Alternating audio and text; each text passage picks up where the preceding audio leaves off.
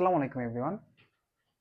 আমরা বোর্ডে একটা প্রশ্ন লিখে রাখছি, যেই প্রশ্নটা তোমরা দেখলেই বুঝতে পারবা যে কতটা ইম্পর্ট্যান্ট।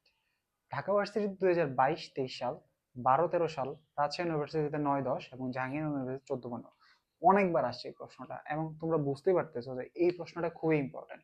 এটা আমাদের প্রতিবারই কোনো না কোনো পাবলিক বিশ্ববিদ্যালয়ে ভর্তি পরীক্ষা আসে। তো চলো আজকে আমরা এই ধরনের প্রবলেমগুলো আসতে যাতে তোমরা সলভ করতে পারো সেই জিনিসটা আমরা আজকে 2 মিনিটই বোঝার চেষ্টা করব।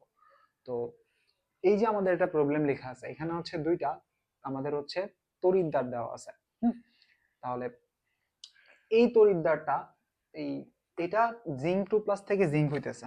আচ্ছা আমাকে আগে বলো, সেটা হচ্ছে জারণ হইলে কি হবে বলো তো। জারণ হইলে হচ্ছে আমাদের পজিটিভ ভ্যালু বাড়বে, এটা মনে রাখবা, পজিটিভ মান হচ্ছে বাড়বে। কারণ কি, ইলেকট্রন ছাড়বে, ইলেকট্রন নেগেটিভ চার্জ, ইলেকট্রন ছাড়লে পজিটিভ চার্জ বাড়বে। আর বিজারণ হইলে কি হবে বলতো, বিজারণ হইলে হচ্ছে আমাদের পজিটিভ চার্জ কমবে। জাস্ট এই জিনিসটা মনে রাখবা, পজিটিভ মান আছে কমবে, পজিটিভ মান কমবে। তাহলে এই দুইটা যদি হয়, তাহলে জিঙ্ক 2+ থেকে জিঙ্ক হইতেছে, মানে যদি না বলে দিত তাহলে আমরা বুঝে রাখতাম যে এখানে বিজারণ হইতেছে। কারণ কি, +2 থেকে 0 হইতেছে, এখানেও +1 থেকে 0 হইতেছে। এখন এই যে দুইটার বিজারণ বিভব দেওয়া আছে, দেখো তো জিঙ্ক 2+ থেকে জিঙ্ক হচ্ছে, জিঙ্ক 2+ থেকে জিঙ্কের বিজারণ বিভব কত, -0.76।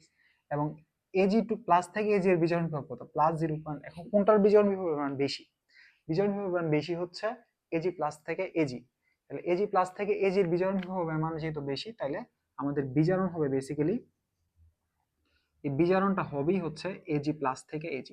আর বাকি যেটা দেওয়া আছে সেটা আসলে অ্যাকচুয়ালি জারণ বিভব দেওয়া আছে। হ্যাঁ, তাহলে বিজারণ বিভব হচ্ছে আমাদের +8 ভোল্ট। তাহলে আমাদের আরেকটা জিনিস তোমরা অবশ্যই জানার কথা, সেটা হচ্ছে জারণ বিভব ইজ ইকুয়াল টু, সেটা হচ্ছে জারণ বিভব ইজ ইকুয়াল টু মাইনাস বিজারণ বিভব, মাইনাস বিজারণ বিভব। তাহলে এই যে আমাদের জারণ বিভব ইজ ইকুয়াল টু মাইনাস বিজারণ বিভব, তাহলে এই যে বিভবটা দেওয়া আছে, এই বিভবটা কি একটা বলতো, এই বিভবটা বিজারণ বিভব না? তাহলে জিঙ্ক 2+ থেকে জিঙ্কের জারণ বিভবের মানে কি হবে, জিঙ্ক থেকে জিঙ্ক 2+ ইজ ইকুয়াল টু হবে হচ্ছে আমাদের -0.76, তার মানে শুধুমাত্র 0.76। তাহলে এটা হচ্ছে জারণ বিভব। তাহলে E nought of cell is equal to আমরা কি জানি বলতো, E nought of cell is equal to জানি হচ্ছে E nought of oxidation plus E nought of হচ্ছে reduction, E nought of reduction.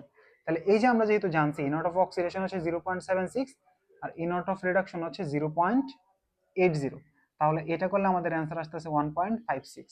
এই যে এটাই হচ্ছে আমাদের 1.56 এর অ্যান্সার।